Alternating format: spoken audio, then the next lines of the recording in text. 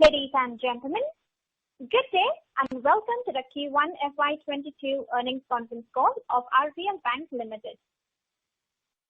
As a reminder, all participant lines will be in the listen-only mode, and there will be an opportunity for you to ask questions after the presentation concludes. Should you need assistance during the conference call, please signal an operator by pressing star then 0 on your touchtone phone. Please note that this conference is being recorded. I now hand the conference over to Mr. Vishwavir Ahuja, Managing Director and CEO of RBLBANK. Thank you, and over to you, sir. Yeah, thank you, Margaret.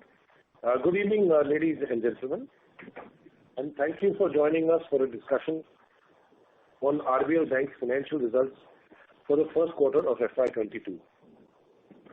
I hope you and your families have been safe and well over the last few months. As always, I am joined on this call by other members of our management team, who along with me will address any questions that you all may have. Firstly, I want to extend my appreciation for our employees who have continued to serve our customers all through this pandemic and have kept our operations running smoothly. I am happy to report that we've been able to get approximately 70% of our employees, including those in our subsidiary RBL FinServe, vaccinated, and hope to get everyone fully vaccinated over the next few months.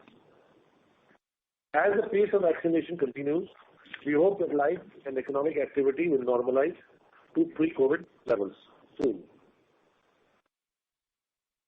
The theme for our commentary today is Reset for Transformation 2.0 of RBLBank. Before we discuss what I mean by that, and before I come to the financial numbers for Q1 FY22, I want to briefly touch upon the impact of the second wave, which has been rather severe and different for a few reasons. While dealing with the first wave, which caused elevated levels of stress, especially in our retail portfolios, we had executed a number of steps to make the bank resilient and stronger. With your permission, I am going to repeat some of them. Granularizing both sides of the balance sheet, tightening risk filters. Taking prudent additional provisioning, leading to improvement in PCR by 800 basis points in FY21, although still short of market benchmarks. Reducing corporate exposures, significantly improving asset quality rating profile of the business in order to reposition it for growth. Rapid ramp up of our retail deposits CASA base. Significant capital raise that took place in that year. Driving other income, particularly core fees. Ensuring consistent increase in pre-provision operating profit, and therefore maintaining the earnings momentum despite the impact of COVID.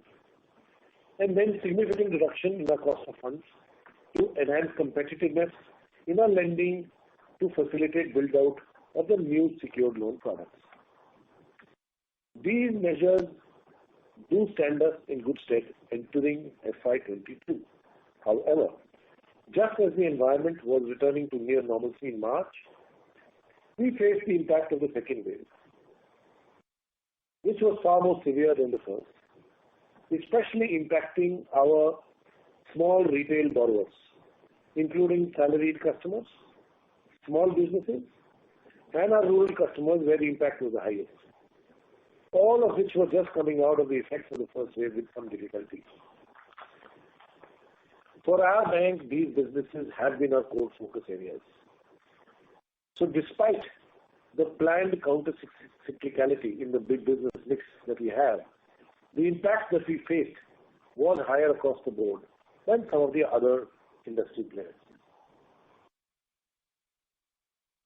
Furthermore, the resultant impact compared to the first wave was a bit higher because last year we had moratorium, as a result of which accounts did not age. This time there was no such benefit. Impact of the second wave in rural pockets was the worst. Collection efficiencies, for instance, in our micro-banking business, were impacted significantly this time, falling to 79% for May and 82% for June, versus 89% through the moratorium last year, before recovering to around 88% in July 2021. Our own impact in terms of self-staff infections due to COVID, which was low in the first wave, and it has been much higher this time than last year's levels. So as a result of all this, slippages have seen a significant increase in this quarter from what we had anticipated. In terms of the breakup of slippages, as you would have realized by now, bulk of them, 97%, came from retail. Wholesale was the balance 3%. We feel that as economic activity and growth revival is now visible July onwards, plus the vaccination drive is picking up, and with the overall improvement and better preparedness on the health infrastructure front, it augurs better for normalcy to return gradually, as also evident from the high frequency data. Given this background, we have decided that this may be the best time to take a firm view and clear the decks for the future. As such, we are moving forward and have taken substantial additional provisions this time. As mentioned earlier, we have improved our effective PCR by 800 basis points to 52.28% in FY22, and we are committed to improving it further to 60% plus through this year FY22. We have now decided to do all of that in one go in this quarter itself. Our effective PCR is now approximately 61%. Furthermore, we have created additional COVID provisions of 4% on our micro-banking in particular. This was a one-time decision not only to shore up provisioning and mitigate stakeholder concerns over our PCR levels, but also adequately prepare the institution to come back to normalized levels of business, provisioning, growth and profitability. Given our business traction and competitive strength in certain businesses, starting next quarter, we expect to return to profitability and over the next 9 months make up for the loss of this quarter and shall target an ROA of 1% or so for exit Q4 of this year, thus setting us up well for the next fiscal year. That is why we are calling it Reset for Transformation 2.0, and I shall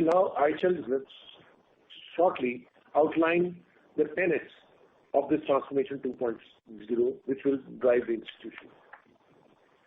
With this background, now let me talk about our results for the quarter first.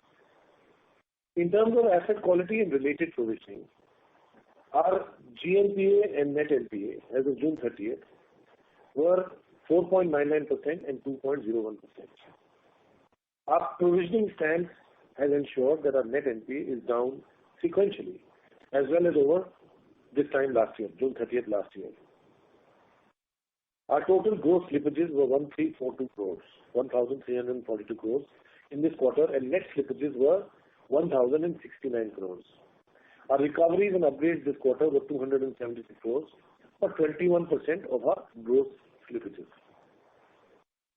Of our gross slippages, 501 crores was in credit cards, 445 crores in microbanking, and 346 crores in the rest of our retail portfolio, and only 37 crores from the wholesale book. It is our expectation that we should be able to continue to pull back some of these slippages in the coming months, so that the current elevation in slippages is likely to be transitory.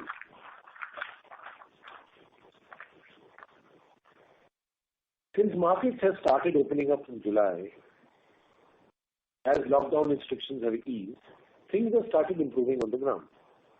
We have seen collection efficiencies return to pre-COVID levels in July, barring microfinance where it is still approximately 88% and expected to improve further in the next couple of months. So the on-the-ground situation is looking markedly better than a few weeks ago. We took provisions of 1,449 crores in this quarter. As I mentioned earlier, we have increased our provisioning coverage sharply and also taken proactive COVID provisions primarily on the MFI book. Our provisions breakup is as follows. Specific NPA provisions of 808 crores. Additional specific provisions of 365 crores in our unsecured retail and microfinance business to improve PCR. An additional COVID provision of 239 crores. So the additional provisions are 365 plus 239, 604 crores. Partly towards PCR and the rest for as a COVID buffer. PCR is now 60.94% as against 52.28% in Q4 21. Given our accelerated provision policies in retail, especially on the unsecured portfolios, this will naturally improve by another 500 basis points or so by the end of the year. We believe this should be adequate. As in the past, we have also given the growth and net NPAs by each of our business segments in our presentation.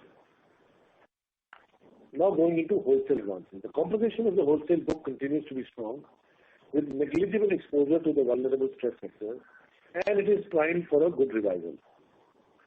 If you look at the rating profile, the loan book rated A- and better is 77.6%, similar to last quarter, and has improved from 67.5% in June 19.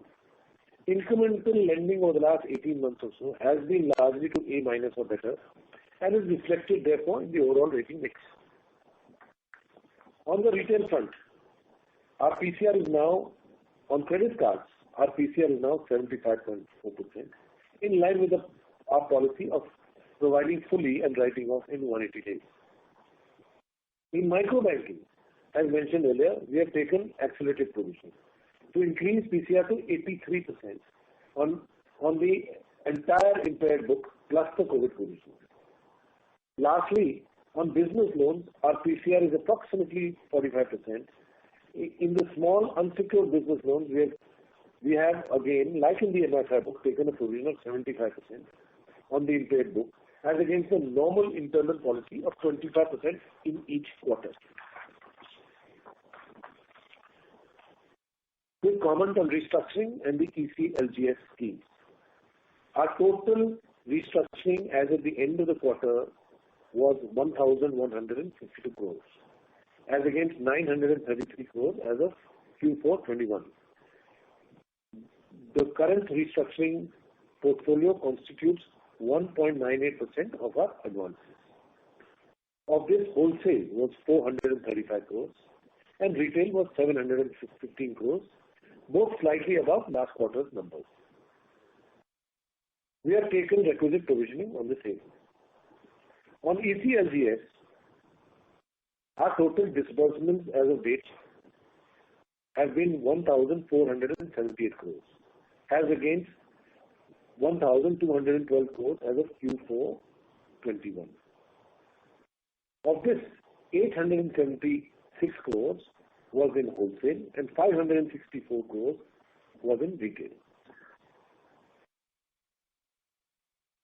Now let's talk about our operating performance. In the light of challenging environment and our cautious stand, overall advances were flat year-on-year and were down 4% sequentially. Retail advances grew 7% year-on-year and declined 7% sequentially, whereas wholesale advances grew marginally this quarter. Our retail wholesale mix was 57-43. Our performance continues to be steady as reflected through improving NIMs and growth in granular fees and the pre-provision operating profit. Our total revenue growth was 21% year-on-year to 1,664 crores. NII, net interest income, grew 7% sequentially to 970 crores. Other income was up 108% year-on-year to 695 crores. Fee income from our retail business grew 137% year-on-year to 422 crores. Retail fee income to core fees was 75% this quarter. We expect this to trend even higher in the coming quarters. NIMs for the quarter were 4.36%, 19 basis points higher Q on Q. Despite impact of lower disbursements in our retail business, interest reversals, and market pricing pressures in the wholesale segment. The improvement has therefore largely been due to the continuous reduction in cost of deposits. Our pre-provision operating profit was 807 crores for this quarter, a growth of 17% year-on-year. However, as a result of the additional provisions to improve our PCR and the COVID provisions taken, totaling to 604 crores, we reported a loss of 459 crores for the quarter.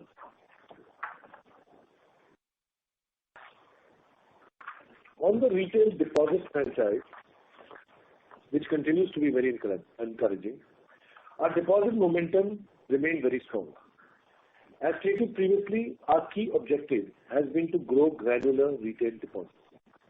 Once again, I'm happy to report that total deposits grew 21% year-on-year and 2% sequentially, driven by CASA and retail deposit growth.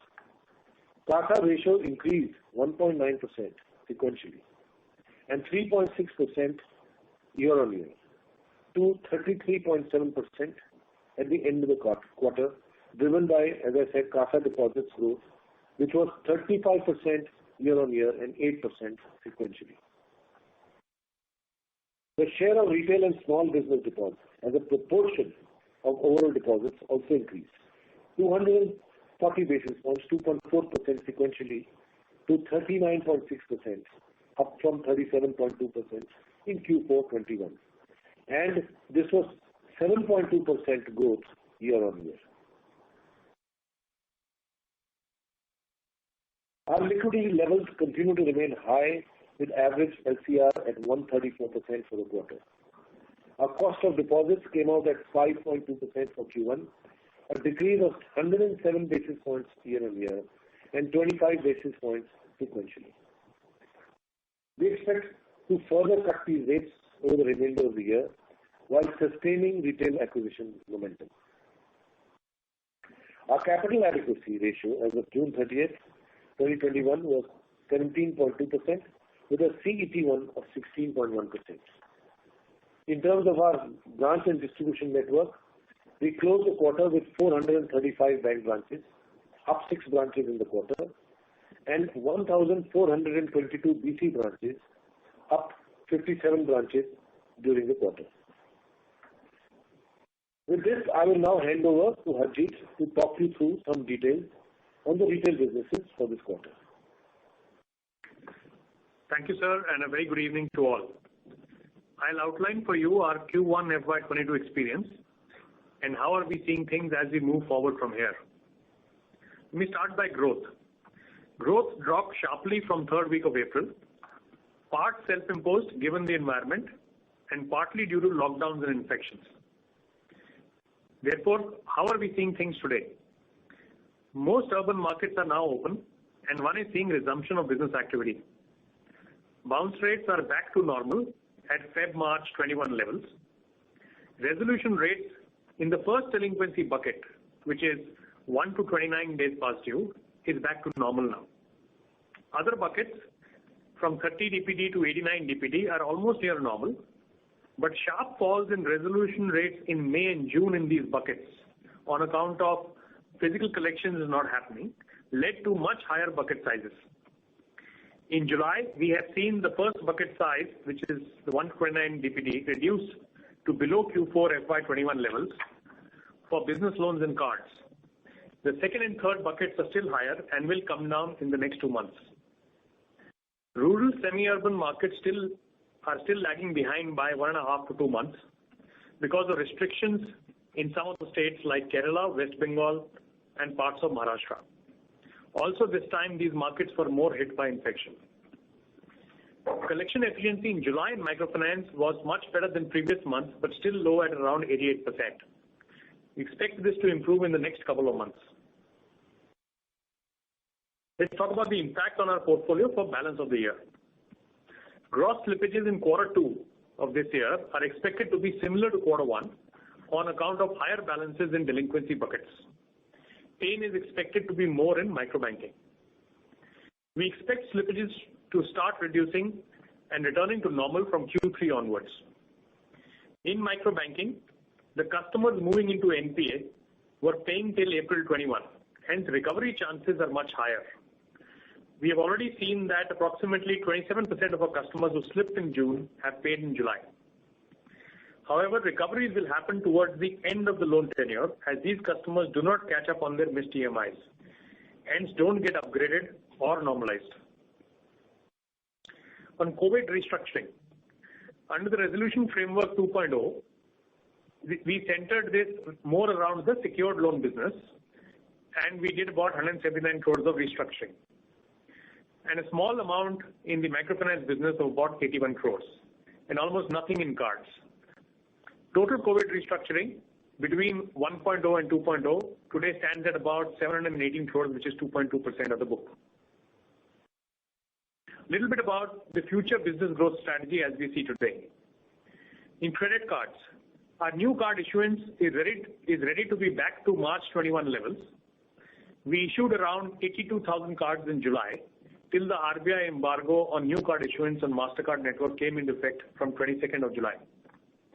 We expect resumption in issuance when this is lifted or in September 21 when the issuance on Visa network will go live for us. We were in conversation with Visa for many months now, and it so happens that we had closed our commercial terms and started work on IT integrations just before the embargo. Since the technology integrations have started earlier, we are confident of going live in September.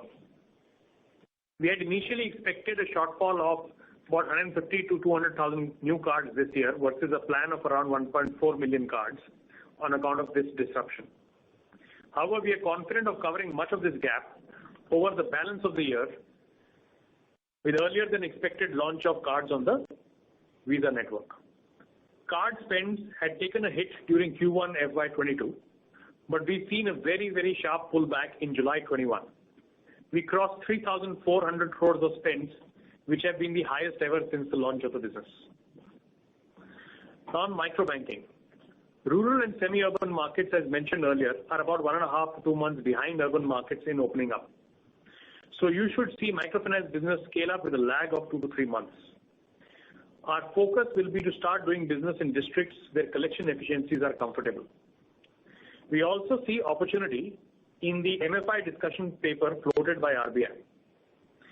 These would be in the areas of, 1, the overall reduction in loan amounts in the industry itself, hence lowering of risk. Second, moving to individual lending in a much more planned manner. And third is additional products cross-sell to members of the households, mainly secured as the household concept becomes more prevalent. The other interesting business which we've been scaling up or which we launched about a year back was home loans. Our focus has been on building this new asset class, and investments in technology branches and people are on track. With the opening of markets and SRO offices, we intend to ramp up our disbursal run rate now. We are setting up a dedicated channel for cross-selling home loans into our own base of customers. We have mapped the existing client base through the bureau and found a very large number of customers that are running home loans with other financiers. There is therefore tremendous opportunity to target these customers through balance transfer. This will not only bring down the cost of acquisition, but will also help us deepen our relationship with these customers beyond the product holding that they already have. Let me talk about a new business which we've just launched, which is tractor finance. Last month, we launched a pilot for tractor finance, leveraging our large presence in rural and semi-urban markets and agri-businesses. The customer proposition is completely digital, with the customer getting instant approvals at the dealer outlet and disbursals happening within a day. In this pilot, we've successfully disbursed close to 600 tractors. We are now in the process of enhancing the technology and also expanding to 250 districts over the next 3 months. Here again, we should start seeing a disbursal run rate of more than 1,000 tractor loans per month by end of Q3 this year. The MSME business loans business, as mentioned in our last few calls, we have completely moved to a much more resilient and safer segment in terms of new business acquisition. In our assessment, the MSME segment has been subject to various challenges right from demonetization to the introduction of GST and now the pandemic. Hence, a large part of this segment is very vulnerable and will take a long time to come out of this. Therefore, our focus is on businesses which can continue to grow even during these tough times, have their leverage under control, and are demonstrating strong and resilient cash flows. The underwriting criteria has been significantly strengthened. From a portfolio balance perspective, we have exited the unsecured business loan segment. A small part of this, however, will be done as part of our current account acquisition strategy. Now let me talk about our subsidiary, RBL Finserv Limited, RFL as we call it. We intend to leverage RFL in the rural and semi-urban markets, building a comprehensive model for Bharat. RFL today is significantly scaled, with AUM of about 5,000 crores, is present in 21 states and union territories, through 759 branches across 295 districts, and covers over 20,000 villages. It has a staff strength of about 9,000 people and a well-experienced management team and a strong board. The plan is to start positioning RFL as the bank's arm in these markets and its branches as banking outlets offering majority of banking products. We would further enhance the branch unit structure in RFL to include risk assessment and collections, which will be run by the bank.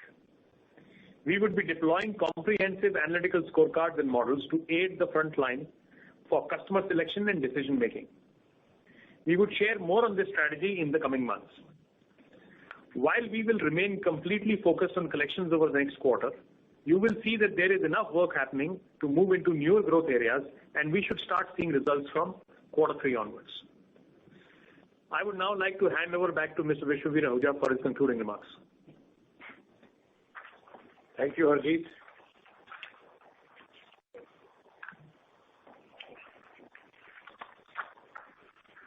For going into some depth regarding our retail businesses, I'll now take up the next few minutes sharing with you all our medium-term strategy.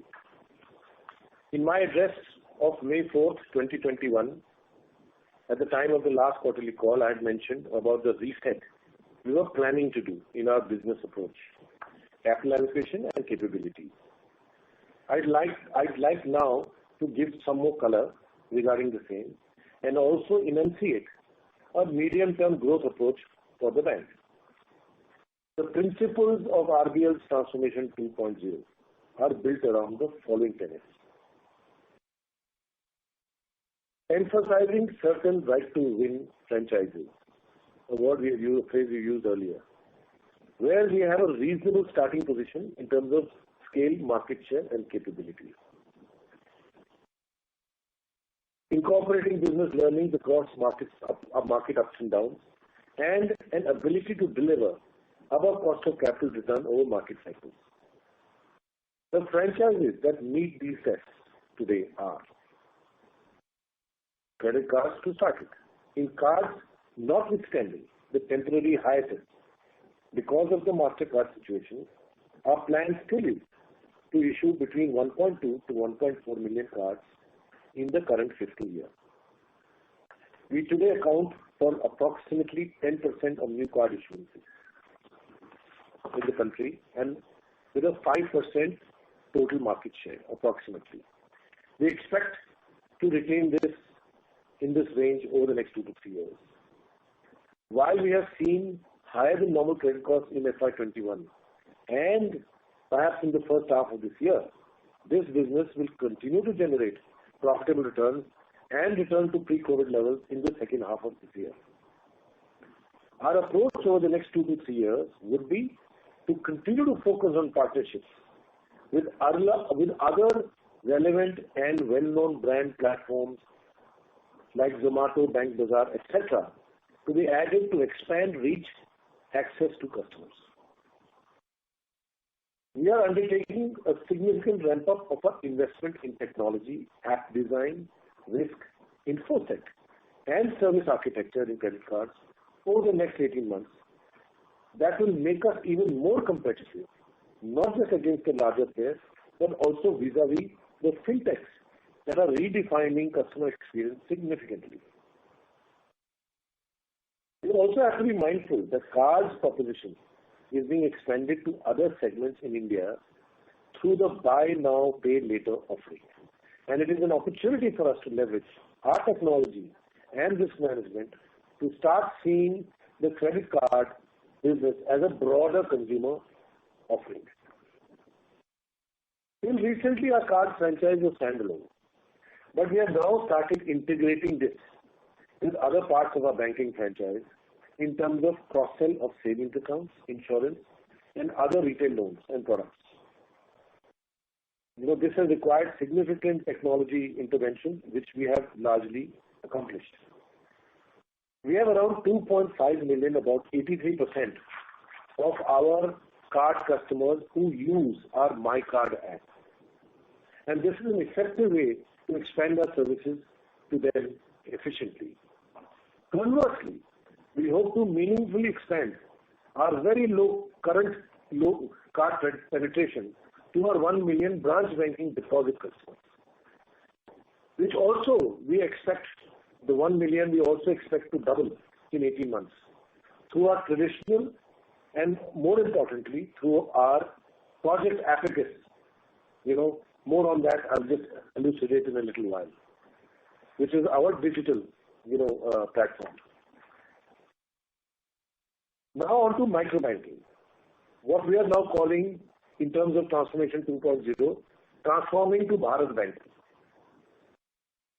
Ajit has called it Bharat Banking segment, and I do believe significant opportunity exists to build upon a traditionally underserved segment that is digitizing fast. In the very near term, while the present situation on the ground warrants some caution, this is another business where we can expand horizontally into other areas of secured loans, such as two-wheeler, home extension, loans against gold, etc. The draft RBI guidelines on microbanking, we believe, are a long-term positive and will favor better capitalized and scaled-up institutions to expand their business using the microfinance JLG as an entry point into the rural household. RBL FinServe, our 100% subsidiary, is now a significant player in the segment, and our endeavor will be to continue expanding our distribution via them across the country and plan at least 70 to 75% of the districts in tier 4 and 5 geographies over the next 3 to 5 years. The other two business segments that we can't claim to yet have built a large franchise in, but are very important, are the secured retail business franchise, secured retail assets franchise, and our branch banking business. So, talking about the first one briefly, the secured retail assets, the first aspect being home loans. In our housing business, we have 72 branches currently and are on track to add another 50 branches in this fiscal and 120 branches in the next 2 years. This business in the smaller markets will be done via the RBL FinServe branches directly. We plan to build this book with a view to scaling this to approximately 10,000 crores in the next 3 to 4 years. Secured retail asset business loans. Ajit mentioned about a change in our approach and now only focusing on secured business loans. We do this in 2 ways. In smaller markets, it is done directly through our RFL branches now, and we currently have over 150 branches with 1,000 crore plus AUM that have performed much better even during the pandemic. So now we have this experience. We will continue to scale this up via RFL, and the opportunity is indeed very significant.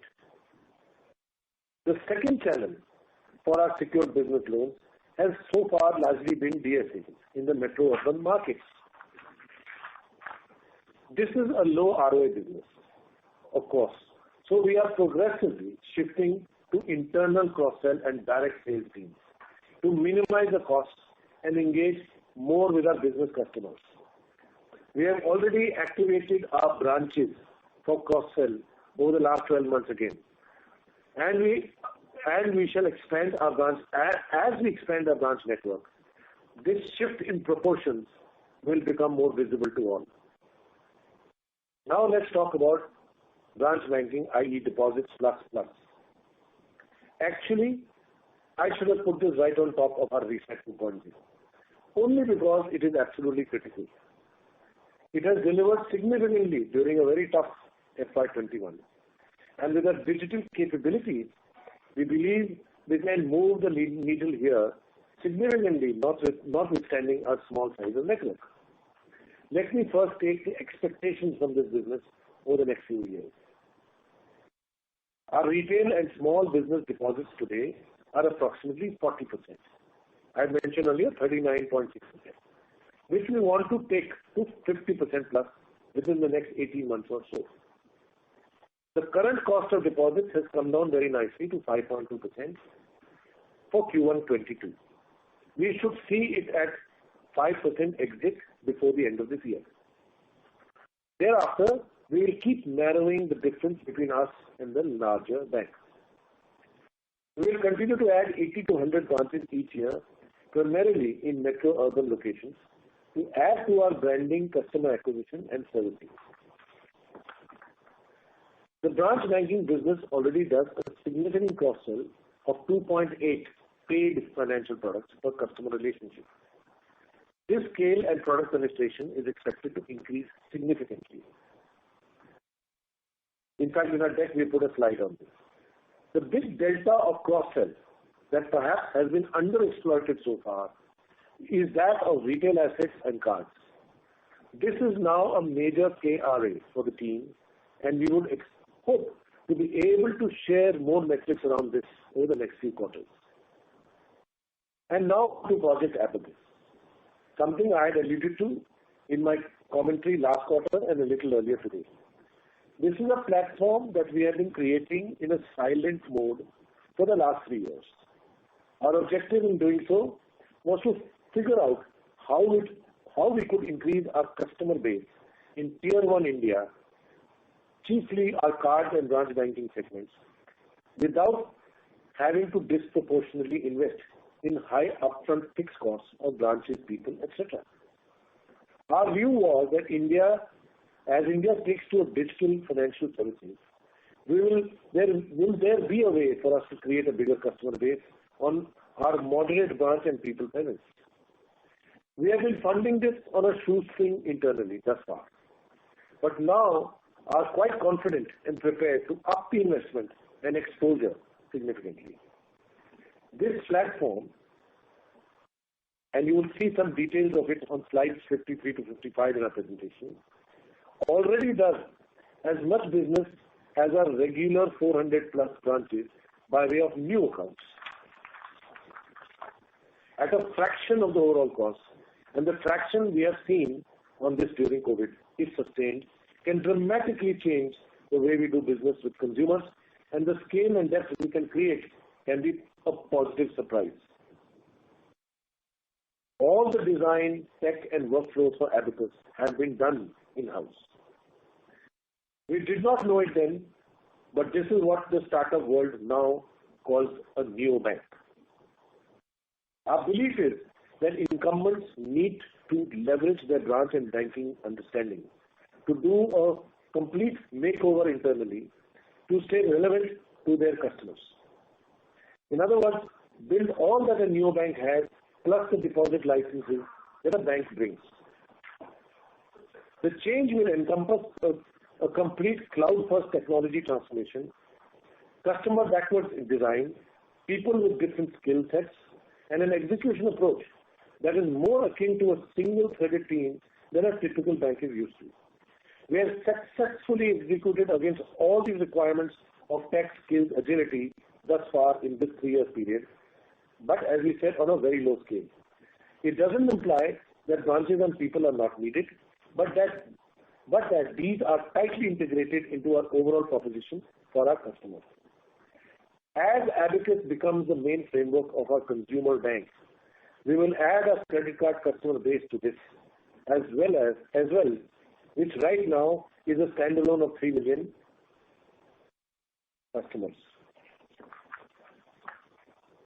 If I have to make a forecast, I can say that in the next 3 to 4 years, we shall be able to have a total consumer base of 12 to 14 million customers, that would do a variety of products and services with us, spanning deposits, cards, loans, payments, demat, insurance, investments, etc. Just to re-emphasize the scale of this, currently we have, like I said, 3 million in the card customer base and 1 million in the branch banking, 4 million total. What we are saying is that in the next 3 to 4 years, we could scale up our total customer base to 12 to 14 million, and doing a variety of products, as I just said. These customers will decide the way they engage with us. Branches, app, smart contact center, etc. And because the demographics is with the bank, we should be able to provide them a seamless service, avoid duplication of paperwork, and focus on how they deal with us through their transactions rather than just rely on a typical push. It also changes the way we should account for our business economics, away from product P&Ls to concepts of customer lifetime value. All this may sound a big leap for banks, but for banks of our size and vintage, there is no choice and perhaps no bigger opportunity than doing this. The financial services world of tomorrow will have many non-traditional competitors who will anyways force us to change. So net-net, we are striding on two boats right now. The COVID-2 cleanup, where the elevated provisioning has now been largely taken. The second boat is to complete the reset around the principles that I have shared earlier. Notwithstanding the COVID-2 costs, we do see a normalized business momentum to get us to a 1% ROA in exit Q4 FY22 and higher levels thereafter on a sustained basis irrespective. So, to summarize, Q1 FY22 was significantly impacted due to the second wave, hitting lives and health more. We have therefore taken proactive provisions to increase our PCR to approximately 61% and also taken additional COVID provisions. This was a one-time decision to shore up our provisioning and mitigate stakeholder concerns over our PCR levels. We should further increase our PCR to above 65%, as I mentioned earlier, based on our existing provisioning policies. We expect markets to normalize by Q3. Our focus will be to scale up in the businesses where we have built some expertise, namely card, micro-banking, drive growth in housing, maintain retail deposit momentum, while continuing to cut rates in the near term. And we are investing significant time and resources in revamping the bank inside out via Project Abacus. So I think we are set for a transformation 2.0 journey, and we will continue to share more details with you all and benchmarks for you to track us in the coming quarters. Thank you. Thank you. Should we open the floor for Q&A session, sir? Yes, please. Thank you very much. We will now begin the question and answer session. Anyone who wishes to ask a question may press star and 1 on the touchtone telephone.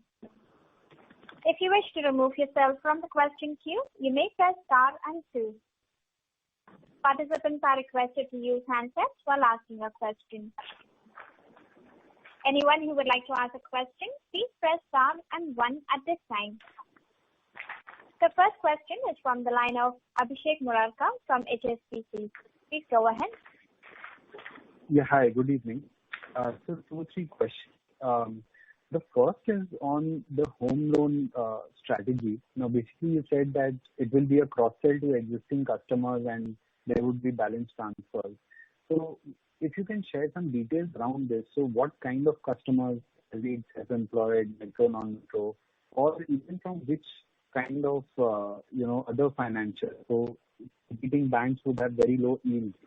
So at what yields are you looking to transfer these balances from? So just some color around what exactly you will do in terms of cross-sell. Yeah, Abhishek. So this is Ajit here. So first of all, let me just add that is not the only strategy for home loans because we are opening up branches and therefore also doing direct acquisition through our people. But yeah, a substantial part of the home loans should come from our existing customers as well. And if you look at it, Mr. Ahuja did mention that there are about 4 million customers, 1 million in branch banking and about 3 million in cards. And even if you look at the breakup, card itself is about 70% salaried. So the skew will always be more towards salaried than self-employed. And since these are all within the age groups of, let's say, 30 to 40, 45 years, and spread across various cities. You will see ticket sizes ranging between 20 lakhs to about 50 odd lakhs. That is going to be the space in which we will operate. And hence the yields will not be the typical metro yields which we see in the headlines of about 6.7 or 6.8%, but would be more in the region ranging between 7.5 to about 8.5, 9. So that's the space we will work with. When we set out to map our existing customer base of these 4 million customers, we did find a very large proportion of them having these loans with competition, and it will be a mix, banks as well as HFCs. So when you say competition, I'm sorry to interrupt you, Mr. Murarka, your voice is breaking up. Am I audible clearly? At the moment you are. My question was that when you say competition, what kind of, are these predominantly large HFCs or let's say large NBFCs with a home loan portfolio? What kind of competition are you really looking at? So if that's why I gave you a ticket size range. So if you look at the ticket size range I was talking about, this will be medium to large in HFCs and banks in let's say the tier 2, tier 3 markets. And bulk of this is also, if you recall, I did mention that we will be leveraging our RFL branch network as well, which is there already in the tier 2, tier 3 markets. So therefore, there the competition is more either with PSU banks or with HFCs. My second question, Ajit, thanks that. My second question is on the slippage guidance. Now, bounce back in check bounces are down. There's a collection effort which is picking up. Bounce rates are actually am I audible? Abhishek, your voice is cracking. Yes, Mr. Murarka, your voice is breaking up. So I would just request you to check your phone line and rejoin the queue. In the meanwhile, we'll take the next question. Thank you. The next question is from the line of Pranav Gupta from Aditya Birla Sun Life Insurance. Please go ahead.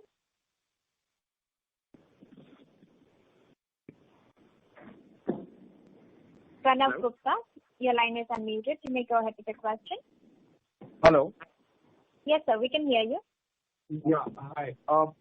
Two questions. One was a continuation of the previous one. So when we talk about the housing piece that we're looking to build out, is it sort of in conjunction with the affordable housing book that we're already building, or is it sort of going to be a separate business? This is going to be the affordable housing. So, see, when we say affordable housing, we must keep into account that when you move into smaller markets, your ticket size automatically falls to somewhere between 15 to 30 odd lakhs, and therefore it fits the affordable housing criteria. It is not in the lower end in terms of income strata, but these markets typically have housing costs in that range. And that is why. But yes, it is going to be more and more of affordable housing with a little bit of prime housing thrown in. Okay. So then in business, we are largely going to be competing with the likes of either the PSU banks as you mentioned or the affordable housing businesses of, the other private banks, someone like, Axis Asha or HDFC affordable housing. That sort of segment rather than, the pure play 8 to 12, 15 lakhs affordable housing NBFCs that we have these days. No, you will therefore compete with the likes of Aavas, Aadhar, Grah as well. But yeah, we've taken a conscious choice of not to target the segment below 10 lakhs. Okay. And is it fair to assume that the customer mix is fairly going to be, more skewed towards salaried versus self-employed going forward? Correct. That is correct. Okay. Second question is on the corporate book. So we've seen that book obviously degrow and getting rebalanced more towards the higher rated corporates. But if I look at your presentation, I see that, corporate yields have come down to as low as 6.7%.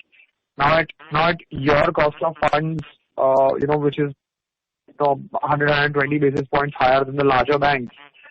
How do we see this business going forward? Because at a spread of 1.2%, this business seems to be really tough. So how should we look at this, and what is the strategy going forward over here? Yeah, Pranav, very clear. So I think the current yields are also a little bit colored by some excess liquidity that is being deployed at the short term on wholesale banking. I think as we see demand coming back, right now we are also in a very subdued demand environment. Our focus will be to really grow in the commercial banking and the lower end of corporate banking space, including leveraging our GIFT City business. We also have the current yields are also, by the way, influenced by almost 8 to 10% of foreign currency yields. So if I take rupee yields, you could add approximately 60-70 basis points to that from a like-to-like comparison perspective. So the idea would be to not really, look at AAA names, but, really go down to the A plus, A minus names in the 30 to 100 crore ticket categories. And this will take time. It's not going to be a, dramatic growth situation that we are sensing right now. It will take time. And please also understand that we will continue to reduce our cost of deposit, cost of funds. So we should easily target a sub 5 cost of deposits by in the next 6 months or so through a combination of cutting rates and improving CASA. So I guess it's a combination of all of this that will happen. Having said that, I don't think we will be as profitable as a 4% cost of funds bank. That's a reality we will deal with. So is it then fair to assume that over the medium term, the mix will continue to shift towards retail, given that corporate is going to be a late or is going to grow more in the medium term rather than the near term? No, actually it's the other way around. Near term we might, just because retail will probably be subdued for another maybe 3 months or so. So the growth driver for retail will be obviously market coming back for our core products, as well as some of the pilots and the initiatives that has been going on for the last year or so between home loans. Sorry? Yeah, I was saying that the retail growth will also be driven by the newer products. So yes, you are right that in the, let's say, 2-3 year time frame, I guess clearly retail growth should be higher than corporate.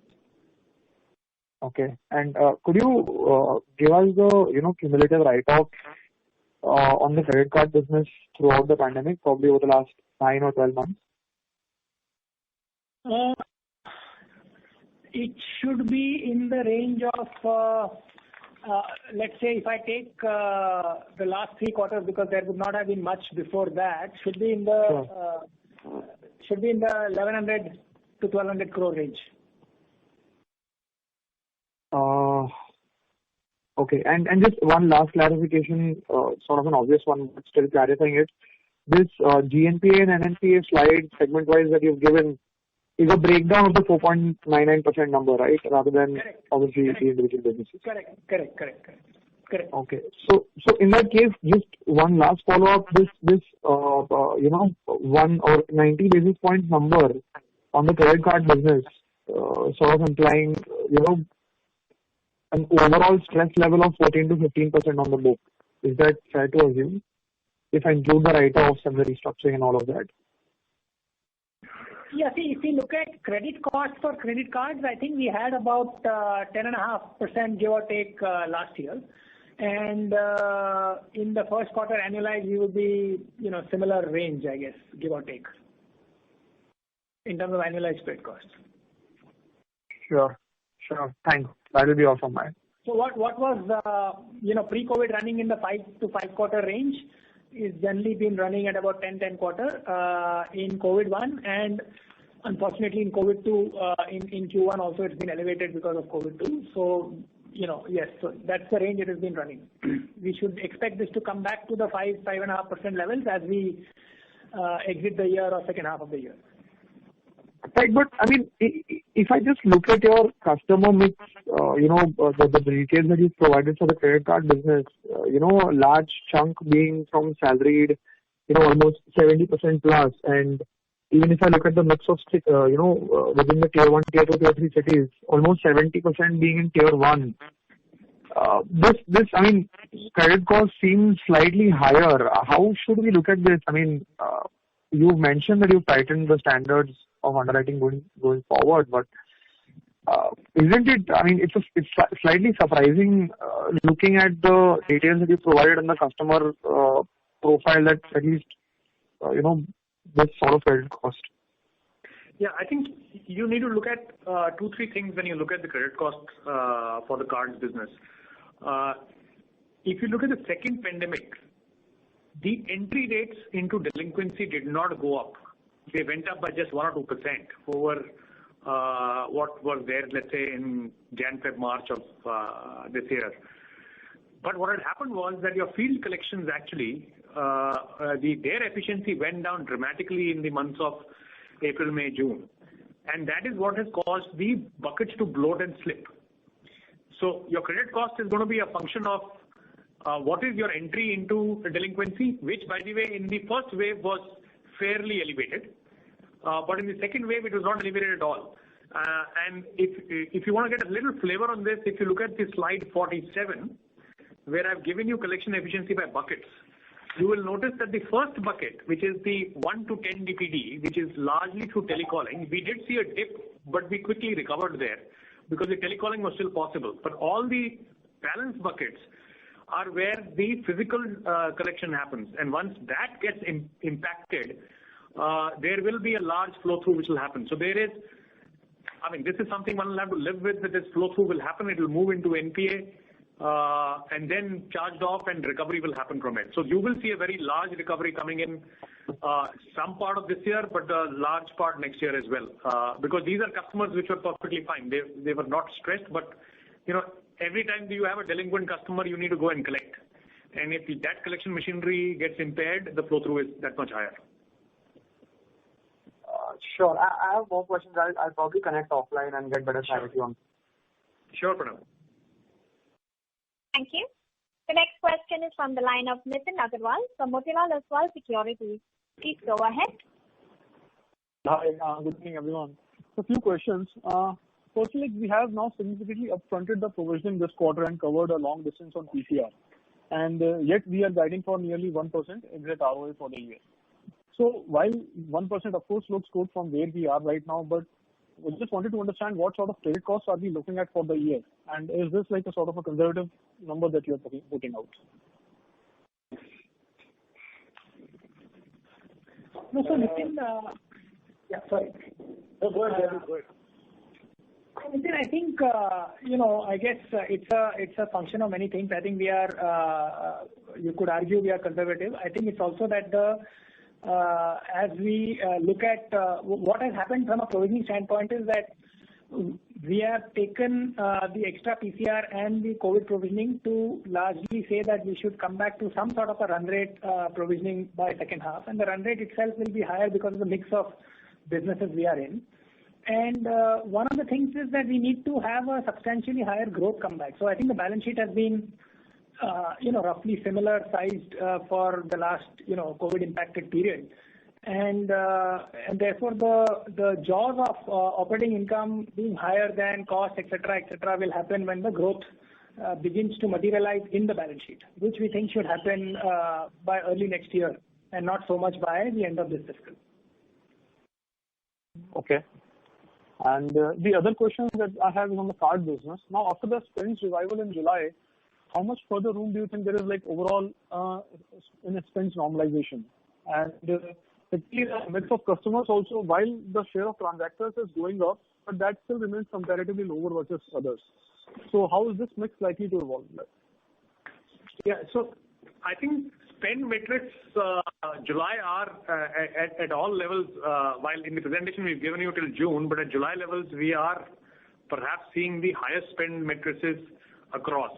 And therefore I don't expect spend on existing customers to go further beyond this, but you will see more of new customer additions and therefore spend coming from there, which will go up, which is there. And you had a second question? Sorry, I missed that. On a mix of customers, how is that likely to change? Transactors first. Yeah, transactors. So if you see transactors, actually volumes are fairly okay. When you look at a percentage, you are seeing it as lower only because the term population is term balances are higher. Please note that almost about 75 to 78% of the term balances are also transactors. Just that they've converted their transactions into loans.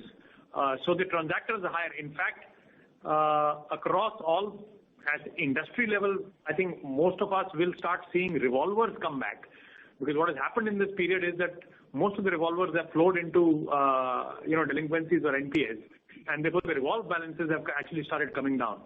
And that I think will start coming up and bring up the income dynamics for the business. But I think from a pure transactor or customer spends point of view, the business is pretty well placed. It's now the new customer acquisition will further take up the spends. Okay, and as you're saying now the new customer acquisition will drive the overall spending in the card because the normalization is almost sort of done. But the mix of tier 3 cities is going in the total acquisition chart if you look at. So how is this going to affect the per card spend, and how has been the delinquency trend in tier 3 cities? Yeah, so a couple of things on tier 3 cities. I think we've seen that if the customer starts spending, engaged customers who spend, or active customers, the spend levels are fairly similar to your larger markets. They're not.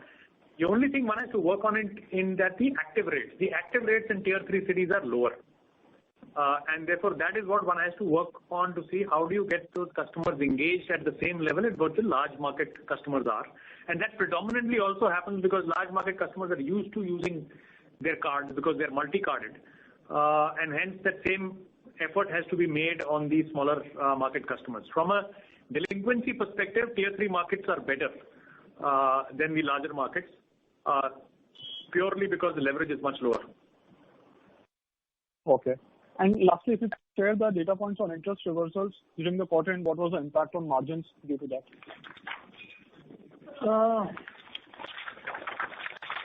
Just 1 second. We would have had approximately about 80 to 100 crores of interest reversals in Q1. Okay. So basically 40, 50 basis points of margins got. Yeah, that's right. But if you compare to pre-COVID also, there will always be some interest reversal, so the delta would be lower. But yes, otherwise what you're saying is right. Okay, sure. Thanks so much. I wish you all the best. Thank you. Thank you. The next question is from the line of Sameer Bhise from Axis Capital. Please go ahead. Yeah, hi. Thanks for the opportunity. Question on operating cost. There is a slide which indicates that there's a spike due to infrastructure costs. Also, secondly, wanted to get a sense on how OPEX would move and what are your thoughts given the branch expansion that's planned. Yeah, so I think broadly we've been adding branches quite aggressively, including during the, as soon as we came out of the COVID period, we've been adding branches. I think the idea is to continue to do that, maybe even accelerate. Because I think one of the key focus areas, as Mr. Ahuja also mentioned in his speech, is to granularize deposits, which is one of the core focus areas. We are also adding to technology investments, as again alluded to in the speech in terms of what we have been doing. We've even partnered Accenture in the recent past to revamp the way we do technology investments. So those were some of the reasons, and also, ultimately when retail growth comes back, which is, cards coming back, etc., these are generally upfronted costs, origination costs. So with business volumes going up, going forward, we will expect costs to go up during the course of the year. So we will have a somewhere in the 30% range increase in cost year on year, I would say, if I have to give an estimate. Okay, so that kind of growth rate will sustain, you think? Yeah. This is helpful. Thank you and all the best. Thanks. Thank you. The next question is from the line of Manish Shukla from Citigroup. Please go ahead. Yeah, good evening. Harjit, first question on cards. When you mentioned physical collection on cards, I'm just curious. 70% of the card base is salaried. So why does it need to be a physical collection effort? Manish, I would have loved it if everything would have come on the phone. Unfortunately, it doesn't. We've noticed that once a customer slips beyond 10 DPD, you would need to knock on the door to be able to get this, because it's not just cards which the customer is under stress for, and you would want to be the first person there to recover your dues before the other loans. And that's the normal philosophy one would follow on any unsecured loan for that matter. And that is the reason why physical collection becomes important. Because after some time, it's very easy for a customer to just stop taking calls. And hence you need that knock on the door. And this is not just a post-COVID behavior. This is BAU, the 10-day number. The collection strategy physical is a very, very BAU number. In fact, for most of the unsecured products, it is quite a lot physical, which augments it. You use telecalling initially because that's where bulk of your early, let's say, lazy pairs are removed from the delinquency. Okay. And when you say tier 1, tier 2, tier 3, are these RBI definitions by population or is it defined separately? No, it's defined. So the tier 1 is typically the top 10 cities, and then tier 2 is the next 25, 30, and then tier 3 is the balance. Okay, fine. That is clear. The other question, maybe Jaydeep you can answer. QOQ, the yield on loans are up almost 40 basis points. What explains that? I think we were because slippages are similar. Retail has declined more than wholesale. So I'm just curious, why should yields go up so much? Yeah, one is I think the interest reversal would be less this quarter than last quarter. The second would be that if you look at we would have shed some corporate lower yielding loans which we were carrying in March because of excess liquidity. And if you look at our LCR, technically we are down from, let's say, 150. So the excess liquidity is marginally come down. That would have been the other reason.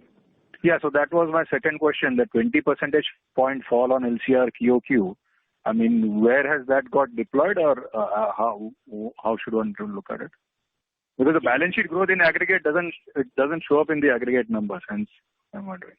Yeah, I think there are some more nuances, Manish, and we can probably have a more detailed call offline. But see, for example, we will have lower non-pre-mat deposits. If you have non-pre-mat deposits, you will typically have zero outflow. So those are also generally bulky in nature. So we've kind of gone down on our top 20, top 100 quite materially because the growth is coming from retail. So and there is some reduction in excess liquidity consciously.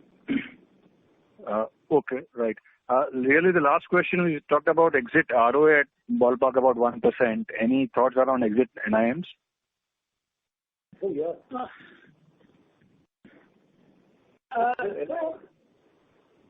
Yeah. I think similar to what it is. Okay. It should get slightly better. Yeah. I mean, there is scope on the upside, but next quarter will remain muted in NIMs. But after that, we are hoping that we can improve them. Sure. Those are my questions. Thank you. Thank you. The next question is from the line of Kunal Shah from ICICI Securities. Please go ahead. Yeah. Hi. So firstly, in terms of broadly under this transformation 2.0, and finally, when we look at the various initiatives that we have been taking all across, so finally, how should we look at the book mix over next 2 to 3 years? Does it change in any way given the circumstances, or what has been the learning? Or broadly, so you alluded that it will be largely business loans card, but how would be the proportion panning out over a period? Kunal, Rajiv here. I think we should look at a 35% wholesale and about a 65% retail. And the secured business should keep improving, as should cards. Microfinance, as we said, we'll watch for a couple of quarters before we bring the growth back. But even in microfinance segments or the households, in addition to microfinance, there will be other horizontal services and products which we will endeavor to put. So take it as like 35-65 in a 3-year time period. Yeah, and structurally margins should also be down. Maybe this year we are still adding for an improvement out there. Okay, but structurally should we expect it to be down given the proportion of the secured and all is gonna go up? So yields would definitely have picked out. Would that be the fair assumption? No, Kunal. Actually, you have to see that we are carrying a wholesale book which has about, I would say, 20-25% of the book is actually very, very low yielding. So we will be able to redeploy that once demand comes back and we are prepared to ramp up on our growth. I don't think we are looking at the average, spread on our business being materially different. There will be some cost of funds advantage. There will be some of our business loans as well as our MSME loans which will improve. So will the card growth happen. So I don't think this is being guided to that. I mean, if you remember, we were 50% or plus thereabouts of wholesale about 5-6 quarters ago. It's 43 arithmetically right now because retail hasn't grown or has degrown. But over the next 3 years, retail should be about 65%. So all of those yields are far, far better than the wholesale yields which we have currently. We obviously expect the wholesale business, especially in commercial banking, to come back. We don't know, but my guess is in the next 6-9 months we should see somewhat of a better than what we've seen, but still the average yields in retail will be higher than the wholesale book. Okay, sure. And in terms of write-offs, so if you look at on the credit card side, so almost like whatever was outstanding GNPL, mostly everything has been written off, and maybe the overall slippages which you have highlighted for this quarter, that is what is now outstanding. So would that be so? Maybe how would have been on the existing GNPL book of in credit card of 500 odd crores? Should we say that it is just like accrued in this particular quarter and can be recovered, or there is some stickiness out there of the earlier quarters as well? So there will be a little bit of stickiness, but yeah, broadly when an account crosses 90, it kind of flows into 180, and then the recovery starts happening post that. Roughly over a year and a half, one recovers about 30-35% of that. Yeah, no, so the way last time the credit card, I think GNPLs were around about 680 odd crores. And I think that entire, maybe that proportion, similar kind of a write-off has been there in this quarter as well. Okay, because I see credit card GNPS coming down to 500 crores. And this is what you highlighted as a slippage number, is maybe out of, Yeah, Kunal, I think you said this in the past, credit cards automatically get written off at 180 days. In fact, therefore, the GNPA on credit cards is never a reflection of the business. It's the credit cost which the P&L takes. Sure. So the GNPA will always be low because it will not carry burden beyond 180 days. Yeah, no, I am saying it was largely like 90 odd days as well. So that's why maybe 100% of GNPL is being written off. Yeah. Okay. Yeah. Oh, okay. Got it. The recovery is only about 10%, which comes in post 90, between 90 and 180. Okay, it's hardly 10% kind of a recovery. Yeah. Because the main recovery comes after that is when you get your recoveries going. Sure, got it. Okay, yeah, thanks a lot. Thank you. The next question is from the line of Mahrukh Adajania from Elara Capital. Please go ahead. Yeah, hi. My question was that do you find any material difference in delinquencies from the book originated by BAF and originated by you? You're saying between the book originated by Bajaj Finance and the rest of the book? Yes. Yeah, not much. It's about 20 to 30 basis points. That's it. Okay. So theirs is better or worse? Better. Theirs is better because it's a tested customer. Got it. Okay. Thanks a lot. Thank you. Thank you. The next question is from the line of Rohan Mandora from Equirus. Please go ahead. Yeah, thanks for the opportunity. Sorry to interrupt you, Rohan. Your voice is not very clear. May I request you to come on the handset mode? Is this better? Yes, this is better. Thank you. Sir, on the cards portfolio where you are showing the 1 to 10 DPD and the resolution rates there. Now, if you look at the resolution rates in that segment, it's almost 97% and 100% for the 3 months.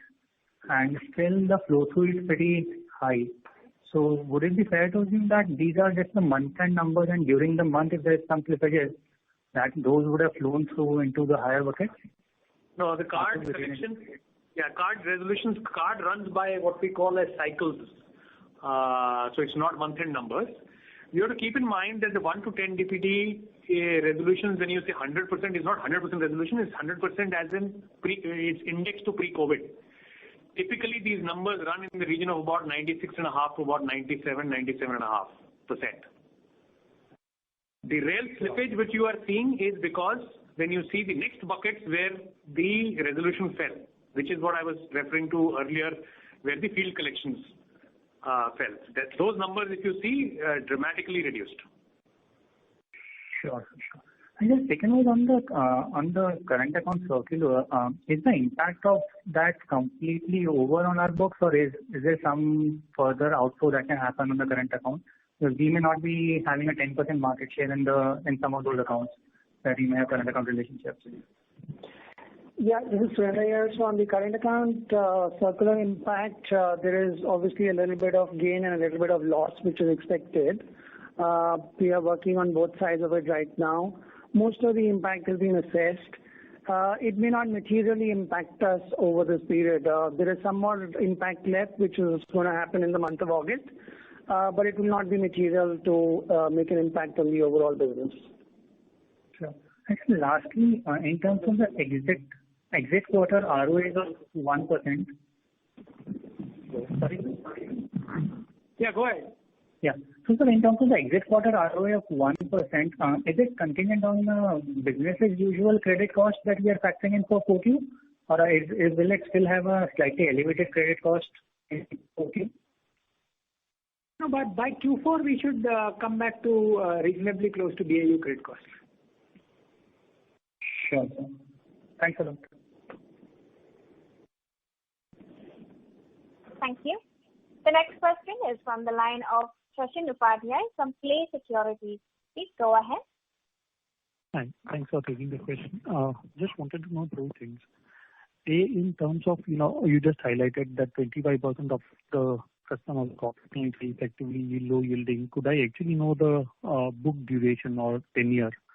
And second is, in retail, what will be the product per client which is there right now? And if you could give me a similar number last year, same time. Thank you.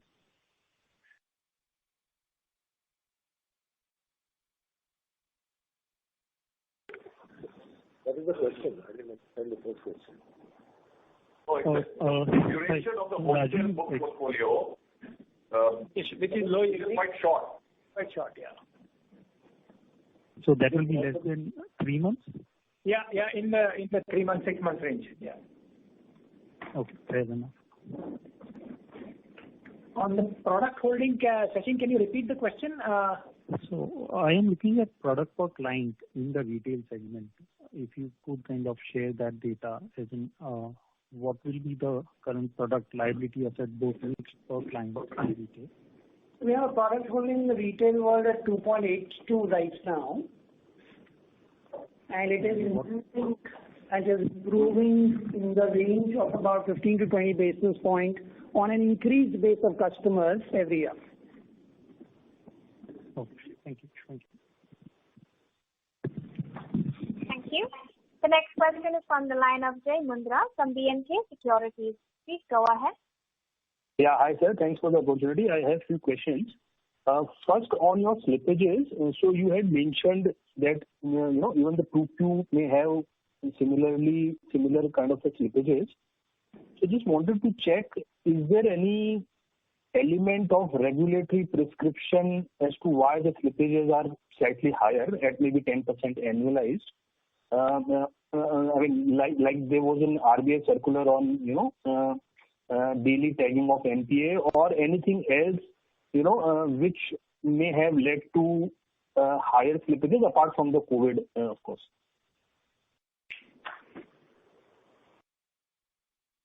No, Jay, there is nothing with respect to RBI guidelines. We moved to daily NPA almost a year plus back. So this is purely on account of COVID. I think just to kind of give you some context, COVID-1, people were just coming out. It was not as if everything was perfectly fine. It was just coming back to some sense of normality when COVID-2 happened with all its complexity. So, and the business mix that we have got a little more impacted because of the the business mix. So there's nothing regulatory in this at all. Right. I mean, nothing specific to, say, RBLBANK, for example, right? No, absolutely not. Sure. And a second thing on credit card ban, right? So, well in time, you already have entered into partnership with another network operator. And I think, MD sir also mentioned that there would be around 2 months delay from now, within which you would start sending out new cards. But in a card business, do you suspect that there could be a lead lag, or I mean, there could be lag also? For the next 2 months, you are not issuing any card, and there may be some lag impact of cards issued before they start earning revenue meaningfully, and hence your top line also in maybe not only in 2Q but 3Q also maybe may get impacted with the lag. Yeah, you're right. Card revenues do come with a lag because customer activation happens over 90 days. And therefore there is a lag which will come in terms of the spend which one is expected to have from these customers, which would have been acquired in the month of August.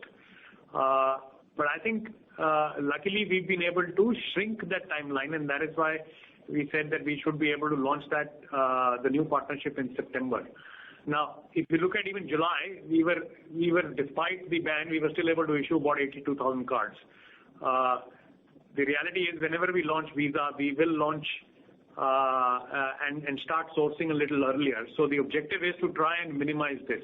So by the time we end this year, we won't have too much of a gap, which will therefore impact the overall performance of the business. In any case, in the short term, a new card is always a drag on the P&L. So if you're coming from a P&L perspective, then it's not that much of an issue. Understood. Right. And just on restructuring, so you had given some 715 crores retail restructuring. If you can further divide that into MFI, credit card, and others. Yeah. So in this 718 crores, about 458 crores was restructuring 1, and about 260 crores is restructuring 2. And within this, microfinance is about 111 crores. Cards is about 179 crores. All card restructuring is restructuring 1. There is no card restructuring in R 2.0. And the balance is all retail, which is business loans, etc. Right. So, I mean, this is the outstanding number, right? 1 crore and 1 cent. That is right. Sure. And just one more thing. Now, I mean, assuming a similar slippages in 2Q, and you maintain PCR or probably take it ahead, right? So even then, the provisioning requirement, you may have to dip into the contingent provisioning that you have already made in this quarter, right? Or unless you have something else in mind. So is that understanding correct that, if the slippages are similar and you increase the PCR from here on also, you may have to dip into the contingent provision that you have created in this quarter? Yeah, Jay, that's a call we will have to take at the end of the quarter. But, the belief is that if COVID-2 is settling down well, as we are already seeing in July, then we will obviously reevaluate the need of how much to carry forward and whether we should claw back something. Yes. Right. Okay. Yeah. So sorry, sir, I missed that slippages breakup from in the MFI and credit card. Just it. Thank you. If you can repeat that, the slippages breakup. Approximately 450 on MFI and about 500 crores in cards. Sure. Thank you, sir, and all the best. Thank you. Hit that number. Thank you. The next question is from the line of Zishan from Point72. Please go ahead. Hey, evening. Am I audible? Yes, you are. Yeah, thanks for taking my question.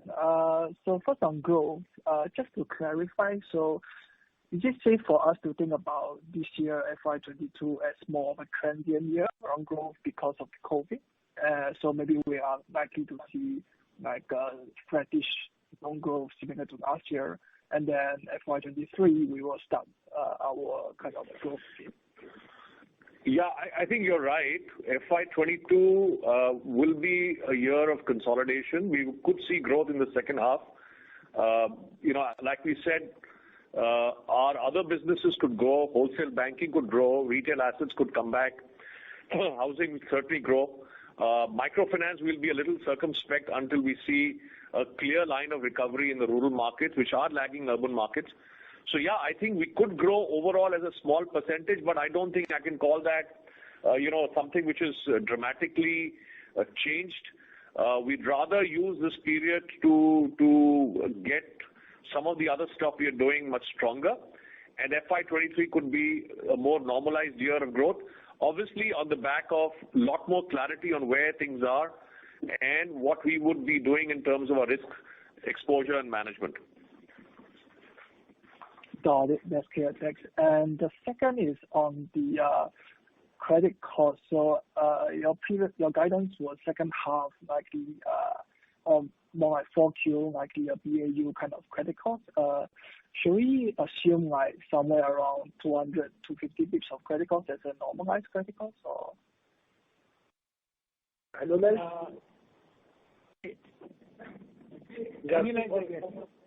Fourth quarter.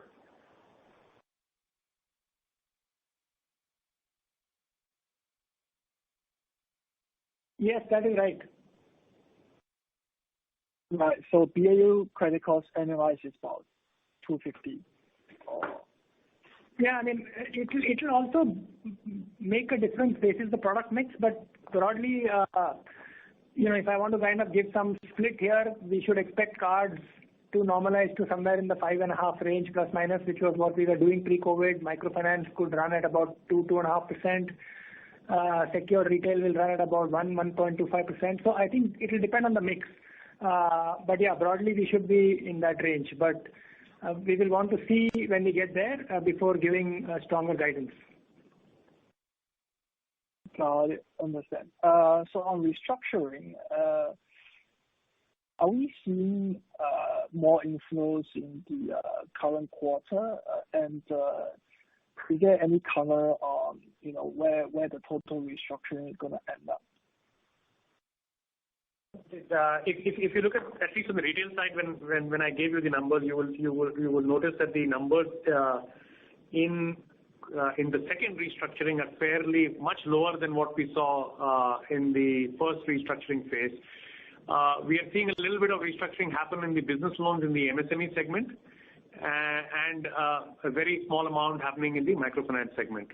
Cards, there is nothing which is happening. And wholesale, of course, there is no more restructuring. Got it. Understand. And on PCR, so we are at, I think 60%, if not wrong, 61% this quarter. And I think previously we talked about 65% kind of target. So given that it's kind of COVID year, so how should we think about the timeline to achieve that target? So we mentioned in my commentary that during the year, before we end the year, we will be above 65. We said that through the year, through our provisioning policies as they exist, we should easily add 400 to 500 basis points more during this year.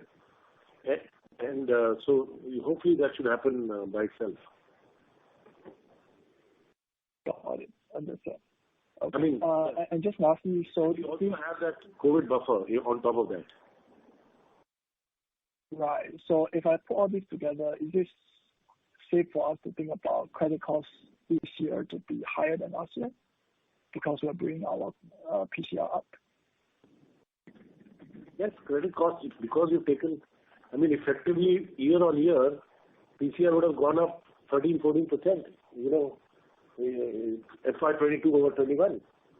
So that does require provisioning, and therefore it goes into credit costs. Got it. That's clear. Thank you so much. Thank you. The next question is from the line of Rashi Talwar from Ashmore, India. Please go ahead. Hi, good evening. Just a quick question from me. The cost to income ratio saw a reasonable pick up this quarter. I was just wondering why and what should we, is there any one-time stuff in it which will normalize going forward, or should we, budget in a higher number going forward? I think Jaideep can provide you more granularity, but all I will say is that last year's number was very suppressed because, there was no growth-related costs, which largely come from credit card and other businesses. So, as you know, that is a very upfronted cost model, and last year, since there was no issue literally happening, those costs were not there. Also, our costs in our investments in branches technology continues, and we are talking about some more ramp up in those investments. So, some variable costs associated with largely cards, are going to come back this year, and we need to put in the normal, if I may say, investment-related costs that are also there. So yes, if I may say, you should budget 2-3% higher costs, in terms of the cost-income ratio this year. Okay. Yeah.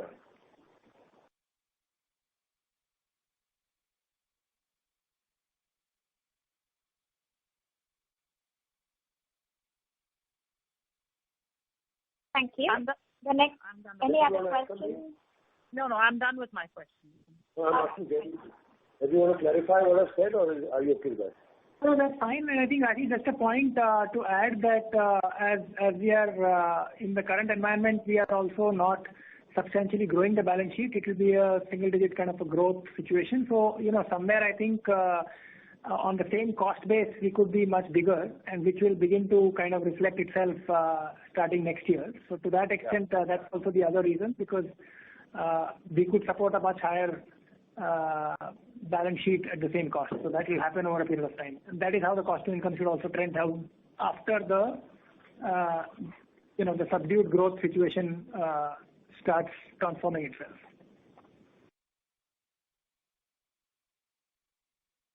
Okay, thanks. Thank you. The next question is from the line of Dhaval Gada from DSP. Please go ahead. Hi. Two questions. First is related to the credit cards, credit cost guidance. I think Jaideep highlighted that it should normalize the fourth quarter. I thought earlier our expectation was that we'll have a write-off in the first quarter, and thereafter we'll start normalization to 5.5%. So is it higher than expected stress from wave 2, and that's the reason it's getting pushed out? So that's question number one. And the second question is related to upgrades during the quarter. Does that include any restructuring implementation related upgrades? Those are two questions. Thanks. Yeah, so on the card side, we had said that earlier last year we had said that the credit costs will slip into the first quarter. The second wave has made it slip, added another quarter to it. So it's not the fourth quarter, but credit cards will normalize in the third quarter itself for cards. Second question.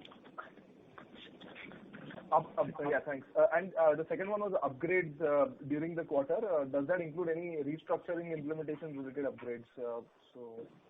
Accounts which would have slipped and upgraded because... Not material. Okay, perfect. Thank you. All the best.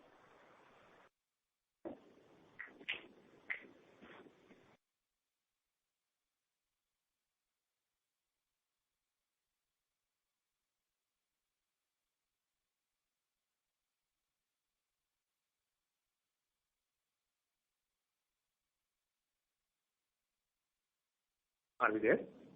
Any other question? Mrs. Zara? All right. Thank you. The next question is from the line of Rakesh Kumar from Systematic Group. Please go ahead. Yeah. Hi, good evening. Can you hear me, sir? Yes, please. Go ahead. Yeah. So the first question is with respect to collection efficiency in microcredit. So it is low still, and how do we see it going ahead? So if you look at it, we've seen a little bit improvement in July. It was hovering around 81, 82% the previous month. It's jumped to about 88. And that is because somewhere in July you did see some of the southern markets open up.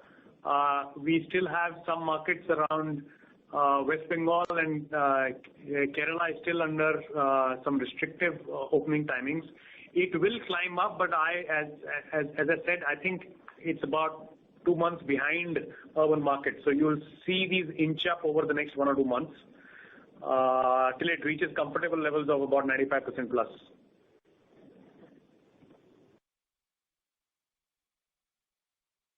Got it.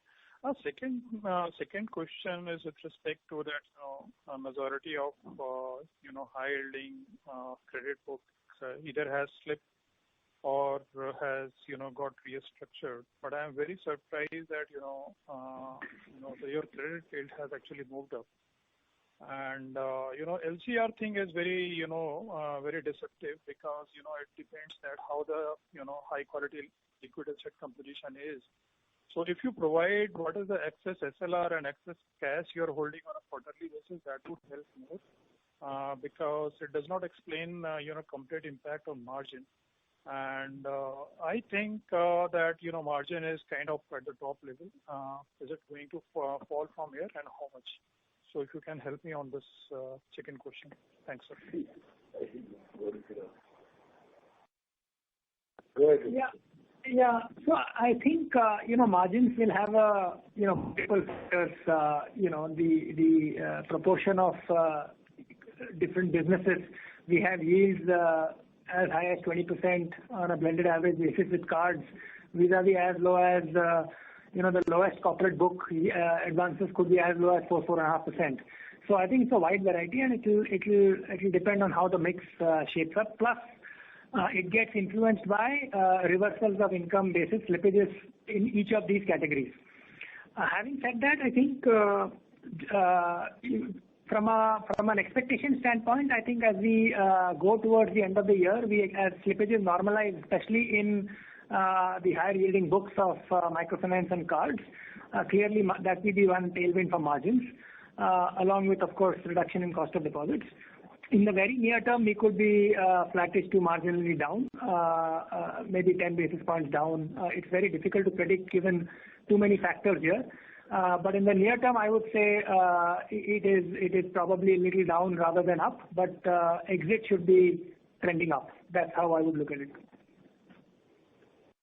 And last question, sir, on this credit card, cumulative gross NPA, including written off loans, and then the provision coverage for credit card segment.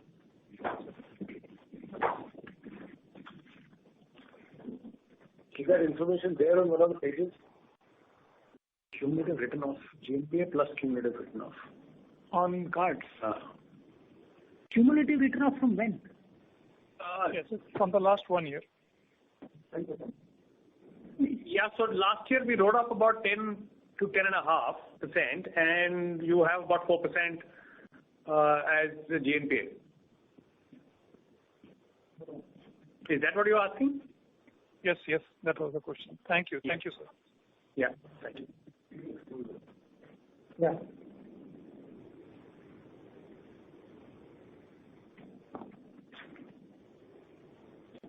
Thank you. The next question is from the line of Anand Dama from Emkay Global. Please go ahead.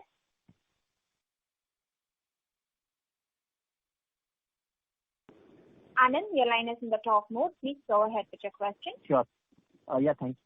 So basically about the restructuring. So we have seen many banks, NBFCs actually have done heavy restructuring instead of recognizing them as NPAs. What basically made us not restructure much and take the pain upfront? Is it basically the underlying customer itself was weak, and where we took a call that he is slipping into 90 DPD bucket, and basically you will not be able to recover those dues, and that's the reason you chose not to restructure but to take the pain upfront, primarily for card portfolio, microfinance, and the business loans portfolio. So what was the thought process for that? Yeah. So I think fundamentally when we did restructuring for cards under the first restructuring policy, most of it was done in the months of September, October, and partly November. We did see that it doesn't really help too many customers in terms of them being able to come back into the normal way of functioning on the card. And hence, this time we took a conscious call of not pursuing restructuring to that effect. And that is why we've almost done nothing. There's only 13 lakhs of restructuring balances which have been done in the last quarter. Microfinance, same. Unsecured loans, see, for that customer segment to understand what a restructuring means doesn't work. That customer only understands that she has to pay her EMIs, which are equal to the tenor of the loan, and she continues to pay that. It's not that she will be in a position to pay them upfront or anything. So rather than restructure, you let it go, and the customer keeps paying, and therefore the loan gets recovered over a period of time. So that's been the philosophy on the unsecured side. Wherever we've tried to do restructuring is more on the MSME side, because there we genuinely believe that the businesses who got disrupted because of lockdowns and restrictions, and these are perfectly fine running businesses, and if you give them time, they will be able to come up. So these are largely secured businesses, and hence even from a hierarchy of payment, we expect customers to really pay more on these businesses, and hence restructuring has been focused more on the MSME side. So that's been the going in assumption, and that's why you're right. For most of the unsecured segment, you will find our restructuring numbers much lower than the rest of the industry. Yeah. And that's also the reason basically that in the second quarter you are expecting the slippages to remain elevated, that whatever flow that you have into 1 to 90 DPD pool is basically you would try and upfront it rather than defer it. That is absolutely right. Absolutely right. Yeah, that's good. So secondly, the question about... One time, yeah. No, correct. That is the philosophy, to clean. Okay. And secondly, basically you're also trying to ramp up the provision cover as such. Sir, any color that you have given in terms of SMA 1 and 2 pool? I know that basically you have given the buckets as well, but if you can just tell us basically what will be the SMA 1 and the SMA 2 pool on a cumulative, on all the portfolios altogether. I don't think we're carrying that for all portfolios, but these remain elevated in as we mentioned, in microfinance and cards. So maybe I'll just give you the data point offline. I'm not carrying the SMA data right now in terms of rupees crore. Okay, and is it basically into higher bucket like SMA 2, so that whatever slippages have to happen would largely happen in second quarter, and then we will have a normalized slippage? Is that correct? That is correct. It will be a mix of SMA 1 and SMA 2 because both of those will slip into this quarter, which is quarter 2. Yeah. So then you will have started seeing SMA 0 starting to come down, because that's where, when I said the first bucket resolutions have improved and the entry rates are lower. So the first bucket has started coming down, the second and third buckets are elevated, which will therefore slip in quarter 2, and then it will get washed off. Sure. That's great. So secondly, about your tenor, we have seen one of the other bank, MD, who has now got 3 years term. Basically had applied for a renewal of his term. Is there a probability that basically you can also, or the board can reapply for your term extension beyond 1 year? No, yes, the answer is surely, why not? But at the same time, I think the only way we can answer this question is that there is a very strong management pipeline in the bank. We are all here to ensure leadership continuity, and the focus on our plans remains unhindered, and we are all working towards doing that in a very committed manner. We are all excited and enthusiastic about coming out of this and building a better future, which is something that I tried to outline in considerable detail today in my commentary. So I think more than that, one cannot say. No, but so your continuity will be very much required to see through the strategy implementation that you talked about in the current call. Well, I think that will continue unhindered. I think, like I said, there is a huge management pipeline, and this is very futuristic. This is the first, so we are just looking one further year into the future, and I think everybody wants banks to be secure, well led, and with competent, capable leadership, and I think RBL Bank is a fine example of collective leadership, deep management, and we've done a transformation one which ran extremely well for 10 years, and now there's a hiccup, this year, which is fine. In any bank's 10 to 11 year history, one hiccup which does happen. But the way we have strategic clarity and the way we have outlined the future, we are all set to build the bank of the future. And there is so much work that's gone into it in the last 2 years that I can only emphasize that there is a lot of enthusiasm and excitement towards that, which is exactly why we call it reset for Transformation 2.0, because we felt this is the time to, just clean the deck and, just focus forward with a mindset of growth and profitability and sort of bringing back the return expectations that stakeholders would have. Sure, sir. That's helpful, sir. Thanks a lot. Thank you. We'll take one last question, which is from the line of Ashwini Agarwal from Ashmore Investments. Please go ahead. Hi, good evening, team.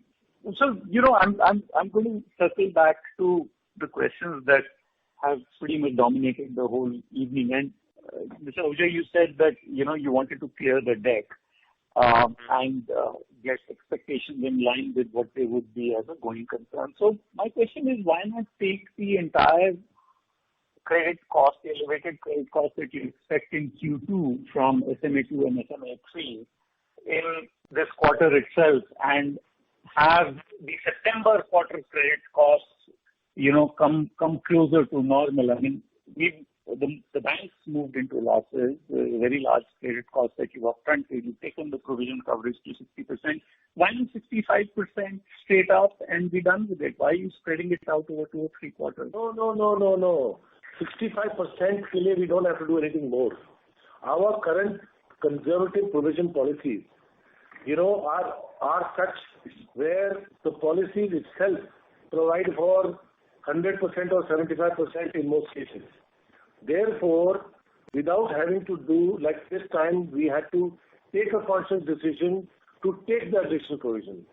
If I just went on forward based on the portfolio as we see it, 65%, 5% additional PCR would not naturally develop, based on the existing provision policies. So, and as it is, we are 61 and we have taken 4 additional from micro banking. We have taken, okay? And the rest, the policies will ensure that this progression on PCR is natural.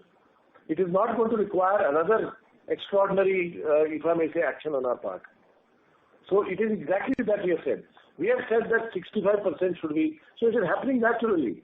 Now the way we have put out the business plan for ourselves, and the numbers are reflecting that.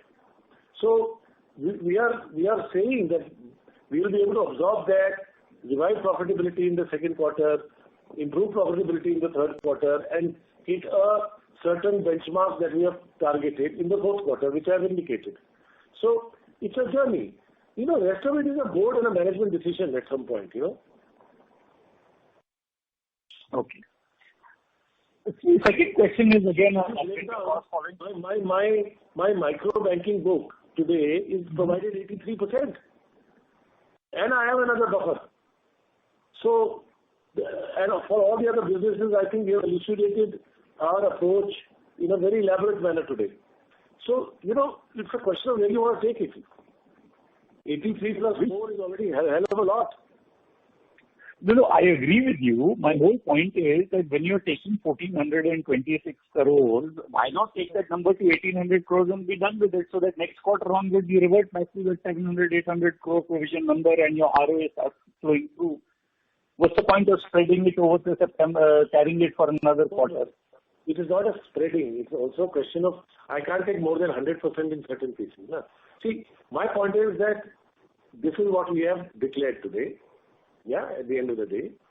And we did believe that the feeling was a 65% PCR is well benchmarked to the better industry standards.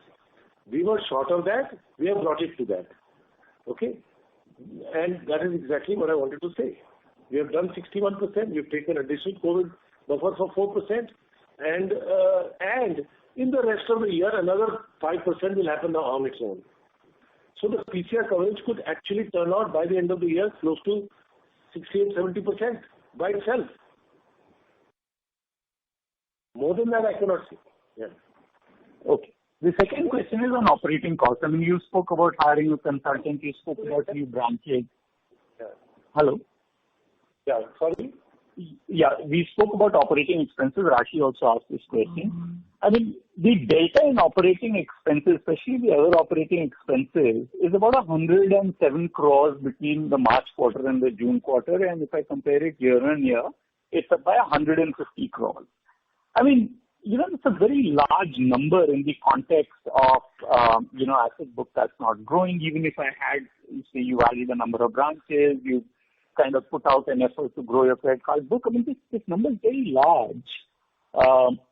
And it's a significant cost to income percentage point movement. I mean, if I just look at 100 crores data between March quarter and June quarter and look at a total income of roughly about 1,600 crores, I mean, you're talking about a 5 percentage point movement in that single line item. Is there any one-off embedded there? I mean, I'm not able to understand. I mean, what kind of consultant costs 100 crores? How many branches can you put up in 100 crores? I didn't quite understand that. No, so this is, it will have many elements, but I think the bigger challenge for us in terms of cost to income ratio that I mentioned is more to do the fact that with a similar cost base, we should be having a larger business, interest-bearing asset, yields, etc. And I think that will take us some more time given the environment we are in, and which is why the cost to income will remain slightly elevated for this period. The other thing is that when we open branches, I think the full impact comes with a lag. So we will have a combination of that. We are also adding to technology costs. We will have certain assumptions that we revalidate at the beginning of the year in terms of actuarial costs, etc., which Q4 may not be the best benchmark for it. So there will be some nuances. I would expect, if I have to give some guidance, Q2 costs should be, give or take similar before it starts going up again with growing business. But as I said, cost to income, we will expect, a % or two higher before it starts reverting back to, a trajectory which is lower. No, so that's my whole point, that, if you look at the full year number last year, your other operating expenses, this is slide 66, if I can read it. Yeah, was 1,500 crores, just short of 1,500 crores, right?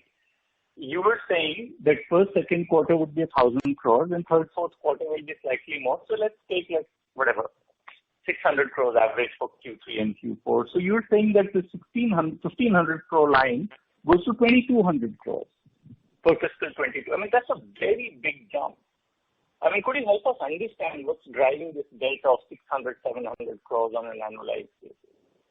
So if you look at last year, honestly, the first 4 months or so, we really had no new business across all the retail businesses. So I think fiscal 21 is a very harsh comparison in that sense because we had the benefit of the past book in terms of income, but we did not have any new origination in retail. See, retail origination on asset side is largely upfronted in terms of cost. And we had almost 3 months of negligible or 2.5 months of negligible and very slow business in the next couple of months. So it is easier to therefore look at a run rate.